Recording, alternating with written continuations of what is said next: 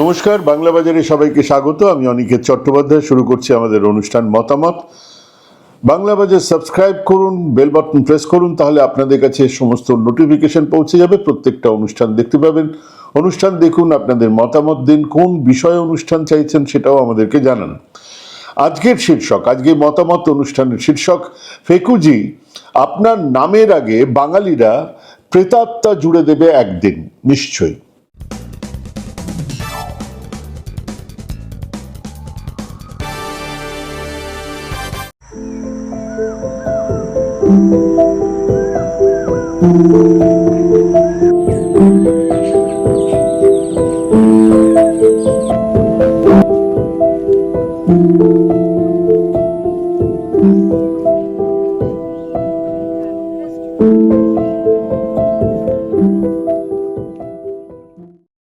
উনি নিজের মুখেই বলেছেন উনি বায়োলজিক্যাল নন, মানে আপনার আমার আম আদমির মতো মায়ের পেট থেকে উনি জন্ম নেননি। পরমাত্মা ওনাকে ডাইরেক্ট ল্যান্ড করিয়েছিল গুজরাটে, সেখান থেকেই উনি এখন সারা দেশে ঘুরে বেড়াচ্ছেন। তো সেই হিসেবে উনি পরমাত্মার বেটা, মহাত্মা। কিন্তু কেন হলো, ইতিমধ্যেই আমাদের দেশে একজন মহাত্মা আছেন। তিনি অবশ্য বারবার তার জন্মকর্মের জন্য সেই ঋণ তার বাবা মায়ের জন্যই তা উল্লেখ করেছেন, বলেছেন। উনি নিজেকে ভারতের এক সন্তান হিসেবেই দাবি করেছেন। চৌকিদার, চাওয়ালা, প্রধান সেবক, বিশ্বগুরু কিছুই বলেননি।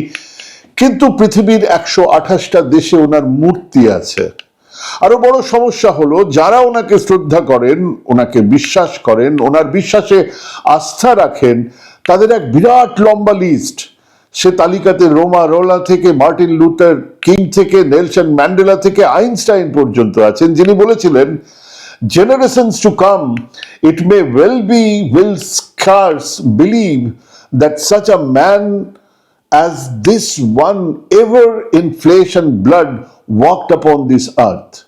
আগামী প্রজন্ম সম্ভবত বিশ্বাসই করবে না যে রক্ত মাংসে গড়া এই ব্যক্তির মতো একজন মানুষ এই পৃথিবীতে কখনো হেঁটেছেন। ন্যাশনাল জিওগ্রাফি একটা জিনিয়াস নামে সিরিজ বার করেছিল। তাতে ছিলেন Picasso, Mozart, Beethoven, Charlie Chaplin, Newton, Einstein আর গান্ধীজি।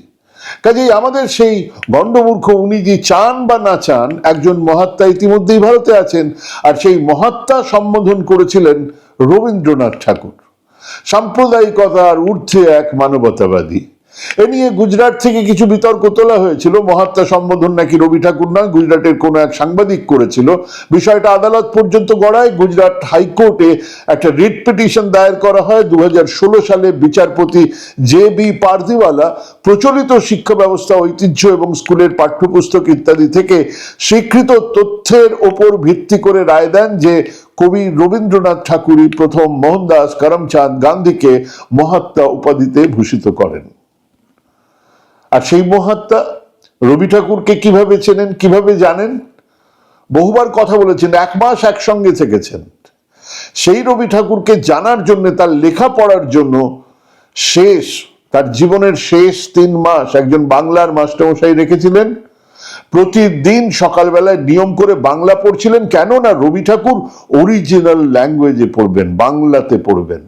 ইংরেজিতে ট্রান্সলেশন তার আগে ওনার পড়া হয়ে গেছে, কিন্তু বাংলায় পড়তে চান বলে বাংলা শিখছিলেন প্রতিদিন। যেদিন নাথুরাম গডসে ওনাকে গুলি করে খুন করে, সেদিনেও সকালবেলায় উনি বাংলা পড়েছিলেন রবি ঠাকুরকে জানার জন্য। সেই রবি ঠাকুর তাকে মহাত্মা বলেছেন। তো আজ মহাত্মা গান্ধীর নামের আগে থেকে রবি ঠাকুরের সেই সম্বোধন তুলে নিয়ে সেখানে পূজ্য বসানো হচ্ছে। হ্যাঁ, মহাত্মা গান্ধী জাতীয় গ্রামীণ কর্মসংস্থান নিশ্চয়তা আইন 2005, Mahatma Gandhi national rural employment guarantee act 2005 থেকে মহাত্মা সরিয়ে পূজ্য বাপু জাতীয় গ্রামীণ কর্মসংস্থান নিশ্চয়তা আইন করা হচ্ছে, নামটা বদলানো হচ্ছে। এটা মানুষের মুখে মুখে 100 দিনের কাজের প্রকল্প বা মনরেগা নামেও প্রচলিত ছিল। 2005 সালে এই আইন করার সময় বলা হয়েছিল যে এই 100 দিনের গ্যারান্টি পরবর্তী সময়ে আরো বাড়ানো হবে, কিন্তু কার্যত 37-38 দিনের বেশি কাজ দেওয়া যায়নি।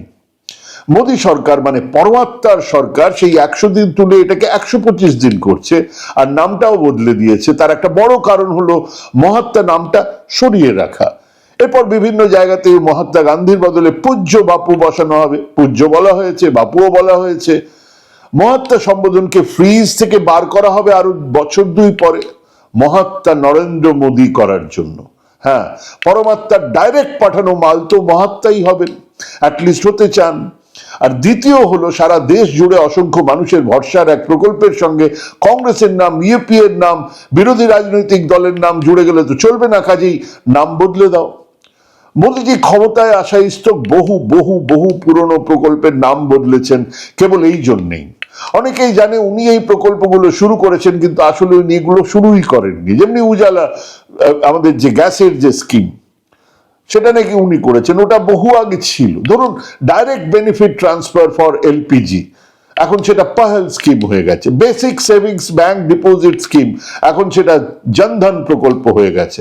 নির্মল ভারত অভিযান এখন স্বচ্ছ ভারত অভিযান হয়ে গেছে। ন্যাশনাল আরবান লাইভলিহুড মিশন এখন দীনদয়াল অন্তোদয় যোজনা হয়ে গেছে। ন্যাশনাল অপটিক্যাল ফাইবার নেটওয়ার্ক এখন ভারত নেট হয়ে গেছে। স্বাবলম্বন যোজনা এখন অটল পেনশন যোজনা হয়ে গেছে। এরকম হাজারটা উদাহরণ দিতে পারি, রাত কাবার হয়ে যাবে। উনি প্রত্যেকটা নাম পাল্টাচ্ছেন, আর নাম পাল্টে সেগুলোকে চালাচ্ছেন, নিজের বলে চালাচ্ছেন। এটাকেও নিজের বলে চালানোর একটা চেষ্টা। ক্ষমতায় আসা ইস্তক ওনার কাজ বিভিন্ন প্রকল্পের নাম বদলে তাকে নিজের বলে চালিয়ে দেওয়া। এবার মনরেগা নিয়ে পড়েছেন মূলত দুটো কারণে। প্রথমে খুব ভেবেচিন্তে মহাত্মা সম্বোধনটা এবারে গান্ধীজির নামের আগে থেকে বাদ দেওয়া হবে, সময় বুঝে তা ফেকুজির নামের আগে জোড়ার জন্য। আর 2 নম্বর হলো, এই যোজনার সাফল্য তিনি নিজেই নিতে চান। কিন্তু কবছর আগেই তিনি কি বলেছিলেন শুনুন। তিনি বলেছিলেন 2015 27 ফেব্রুয়ারি সংসদে দাঁড়িয়ে বলেছিলেন, ওনার মতো নৌটঙ্কি করতে করতে জানিয়েছিলেন, ঘাবড়াবেন না, আমি এই মনরেগাকে তুলে দেব না। এত বছরের কংগ্রেস শাসনের এক অসফলতার কাহিনীকে আমি বাঁচিয়ে রাখবো। সারা পৃথিবীকে আমি জানাবো কংগ্রেস শাসনের এই ব্যর্থতার কথা। স্বাধীনতার এতদিন পরে মানুষকে গর্ত খুঁড়তে পাঠিয়ে টাকা দেবার কথা। আমি এই প্রকল্পকে বাঁচিয়ে রাখবো, গোটা পৃথিবীকে দেখাবো কিভাবে কংগ্রেস কাজ করেছিলেন বলেছিলেন। কিন্তু কদিন পরেই বুঝেছিলেন এই প্রকল্পের কার্যকারিতার কথা। করোনার সময় এই প্রকল্প লক্ষ লক্ষ মানুষের ভরসা হয়ে দাঁড়িয়েছিল।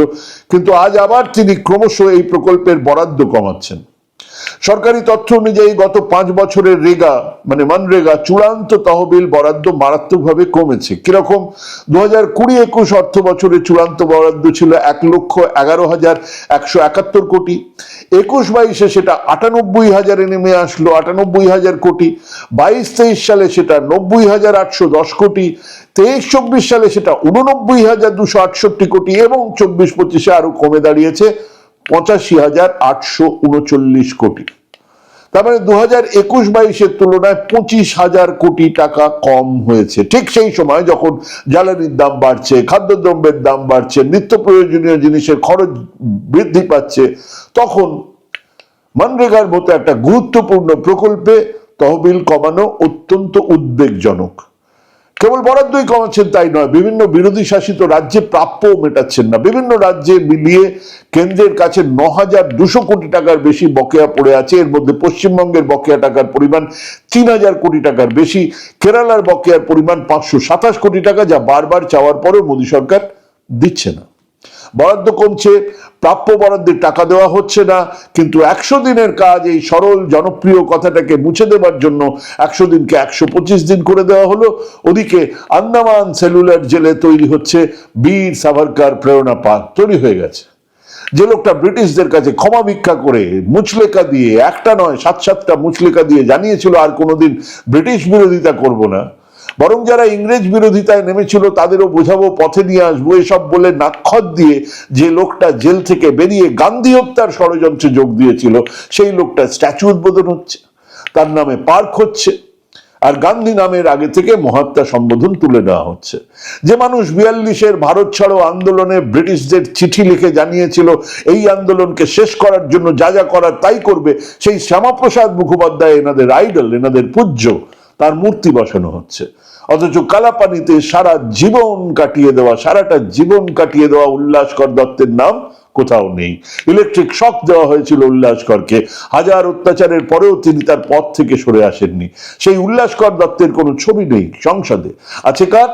এক বেঈমানের, এক বিশ্বাসঘাতকের, যিনি গান্ধী হত্যায় সরাসরি জড়িত ছিলেন, যিনি প্রথম দ্বিজাতি তত্ত্বের কথা তুলেছিলেন, যে দ্বিজাতি তত্ত্ব জিন্নার অস্ত্র হয়ে উঠেছিল।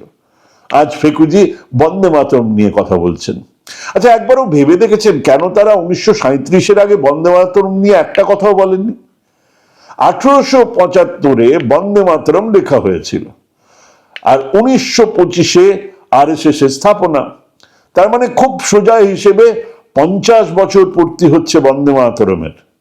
এরকম একটা গুরুত্বপূর্ণ সময়ে এই যে RSS, যাদের স্থাপনা 1925, অ্যাটলিস্ট কাগজপত্র তাই বলছে, তখন কি RSS তাদের প্রার্থনায় বন্দে মাতরম রেখেছিল? ছিল না। তার কারণ কি? কারণ হলো বিপ্লবীরা বন্দে মাতরম বলতেন, বিপ্লবীরা লড়ছিলেন ইংরেজদের বিরুদ্ধে, জেলে যাচ্ছিলেন, ফাঁসি কাটে প্রাণ দিচ্ছিলেন বন্দে মাতরম বলে। আর RSS ইংরেজদের বিরুদ্ধে কোনো সংগ্রামে কোনোদিনও ছিলই না, কাজেই বন্দে মাতরম ওনারা বলবেন না, সেই জন্যই ছিল। কিন্তু যখন জিন্নাহ মুসলিম লীগ 1937-এ বন্দে মাতরম নিয়ে তাদের আপত্তির কথা জানালেন, তখন RSS মাঠে নেমেছিল। কিন্তু সেদিন কেন? আজও তাদের শাখাতে ওই নমস্তে সদা বৎসলে ইত্যাদি গান গাওয়া হয় হিন্দু রাষ্ট্র চেয়ে, কিন্তু বন্দে মাতরম গাওয়া হয় না। আজ সংসদে দাঁড়িয়ে গলা কাঁপিয়ে বিজেপির ইন্টেলেকচুয়াল সভাপতি শ্রমিক ভট্টাচার্য বলেছেন ফজলুল হক প্রজা কৃষক পার্টি করেছিলেন, তাই তার সঙ্গে হিন্দু মহাসভা মানে শ্যামা হক মন্ত্রিসভা হয়েছিল। শ্যামাপোকা বলতাম আমরা, শ্যামাপোকা, সেই শ্যামাপোকা হক মন্ত্রিসভা তৈরি হয়েছিল।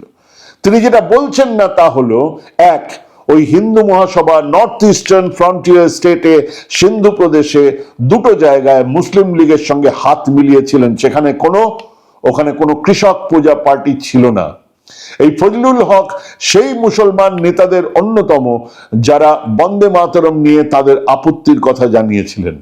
পরে জিন্নাহ এই ইস্যু তোলেন, এটা হচ্ছে 2 নম্বর কথা।